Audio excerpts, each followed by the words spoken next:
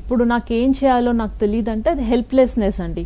బేసిక్గా I'm feeling helpless, I don't know what to do అన్నప్పుడు first of all ఒకటండి, ఒక మనిషి ఒక 1 డేలో ఒక 60,000-70,000 థాట్స్ మనకు వచ్చాయనుకోండి, అదే థాట్స్ వల్ల మనకి మన ఎమోషన్స్ అలానే ఉంటాయి, మన బిహేవియర్ అలానే ఉంటుంది, మన చాయిస్ అలానే ఉంటుంది, రిజల్ట్ అలానే ఉంటుంది. సో ఎస్టర్డే నాకు ఇవే థాట్స్ వచ్చాయి, ఈ రోజు అవే థాట్స్ వచ్చాయి, రేపు అవే థాట్స్ వస్తాయి. సో ఏంటంటే మన థాట్ ప్రాసెస్ అనేది మనం షిఫ్ట్ చేసుకోవాలి. So out of the box thinking, okay how can I make my career better, నా కెరియర్ నేను ఎట్లా బెటర్ చేసుకోవచ్చు, అండ్ దాన్ని బట్టి మనం యాక్చువల్గా మనం చూస్ చేసుకోవాలి. సో వన్ థింగ్ ఏంటంటే, నా థాట్ ప్రాసెస్ ఎలా, ఈరోజు నా థాట్ ప్రాసెస్ ఎలా ఉంటుందో నా ఫ్యూచర్ అలా ఉండబోతుంది. సో ఫ్యూచర్ గురించి మనం ఇవాళ today is the right time అంటే, లేదు ఇదే ప్యాటర్న్ ఫాలో అయింది, నా బిలీఫ్ సిస్టమ్ ఇలానే ఉంది, నాకు వర్కౌట్ అవ్వదు అంటే రిజల్ట్ కూడా అలానే ఉంటుందండి.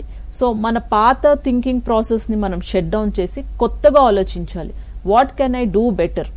మనం ఎప్పుడైతే మనం ఆ లో ఎమోషన్స్లో ఉంటామో, బాధ, యాంగ్జైటీ, స్ట్రెస్, లేదంటే జరగదు ఇదింతే అట్లా హోప్లెస్నెస్, హెల్ప్లెస్నెస్ ఎప్పుడైతే ఉంటుందో మన బాడీలో కొత్త ఆలోచనలు రావు. ఎందుకంటే we're so weak, we feel so weak, మన మైండ్లో కొత్త ఆలోచనలు రావు.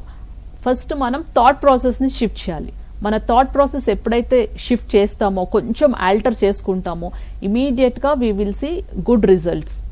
దానికి మనకి మైండ్ఫుల్నెస్ టెక్నిక్స్ కూడా ఉంటాయండి.